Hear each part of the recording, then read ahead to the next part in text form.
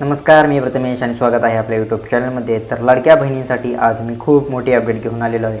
चला तर मग बघूया काय आहे ते अपडेट। हे नियम कागदपत्राचे आहेत। असे एक कागदपत्र आहे, तर त्या लाडक्या बहिणींनी हे जर कागदपत्र जमा केले नाही तर लाडक्या बहिणींना 1,500 रुपयेचा जो लाभ आहे तो कायमस्वरूपी बंद होऊ शकतो।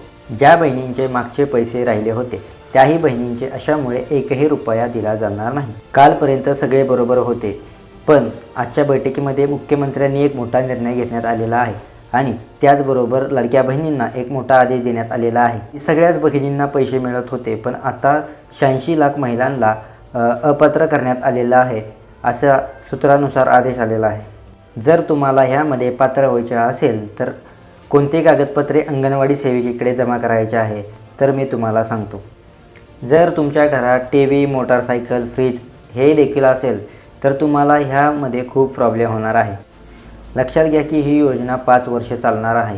त्याचबरोबर तुम्ही पाहायला गेला वार्षिक तुम्हाला 18,000 रुपये मिळतात आणि असं पाहायला गेलं तर तुम्हाला 90,000 रुपयेपर्यंत मिळणार आहे। सरकारने गुपित पद्धतीने अहवाल पाहिला असून त्याची देखील चौकशी करण्यात आलेली आहे।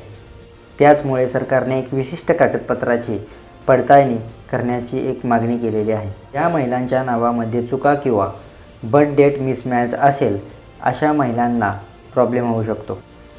रेशन कार्डचा अजून एक नियम आहे की ज्या महिलांनी अजूनही KYC केलेली नाही अशा महिलांनी रेशन कार्डच्या दुकानामध्ये जाऊन त्यांनी KYC कुटुंबाची करणे आणि स्वतःची करणे खूप गरजेचे आहे। 50% महिलांच्या मध्ये तांत्रिक अडचणी येऊ शकतात।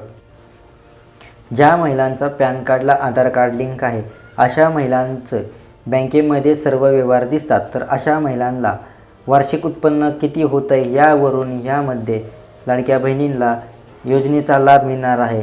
आणि ज्या लाडक्या बहिणी ह्या कॅटेगरीमध्ये बसणार नाहीत किंवा त्यांचं वार्षिक उत्पन्न जास्त असेल अशा महिलांना ह्यामधून वगळण्यात येणार आहे। आणि ज्या लाडक्या बहिणींना उत्पादन किंवा त्यांचं वार्षिक उत्पन्न कमी असेल तर ते ह्या कॅटेगरीमध्ये बसणार आहेत।